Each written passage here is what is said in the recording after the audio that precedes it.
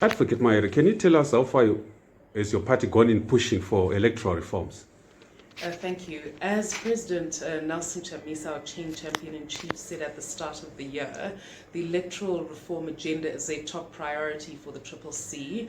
We've said consistently that the only chance that Zimbabwe has for democratic change is to ensure that we don't have a disputed election. So with that in mind, we continue to advocate for a number of reforms which we've set out in our policy proposals.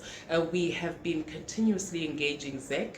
We also used the recently held by-elections as a dry run or a test to see just how ready ZEC is, and unfortunately we've found ZEC wanting in a number of respects, and we've called for ZEC to act in accordance with the Constitution or be disbanded. We've called for reforms around the voters' roll to ensure that the irregularities are dealt with, to ensure that there's security of the vote and the voter. All this political violence, vote buying, fake assisted voters, all of that has to stop. The intimidation, murder, political persecution caused largely by ZANU-PF also has to stop.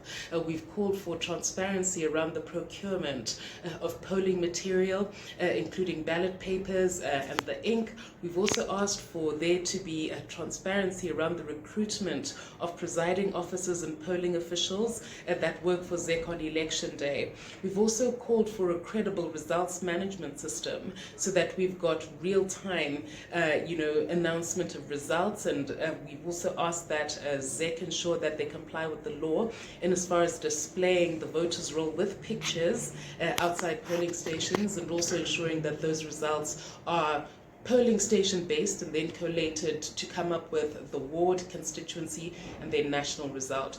These are key reforms that are important as we lead up to the elections. And concerning the international community, we've said time and again that we need long-term monitoring of the electoral environment. The Constitution requires that the election be free, be fair, be verifiable, be transparent, and in order for an assessment of whether that's been done to be made properly for 2023, we must ensure that the playing fields in the lead up to the election is free and fair as well. Are you confident you achieve all this? Absolutely. We are confident as the CCC that we will win a free and fair election. If the election is not free and fair, it will be disputed, unfortunately, and then the vicious cycle of disputed elections will continue. And we all know that the socioeconomic and political crisis in Zimbabwe is a result of disputed elections. We cannot afford another one of those. If we look at the state of Zimbabwe right now, the state of hyperinflation,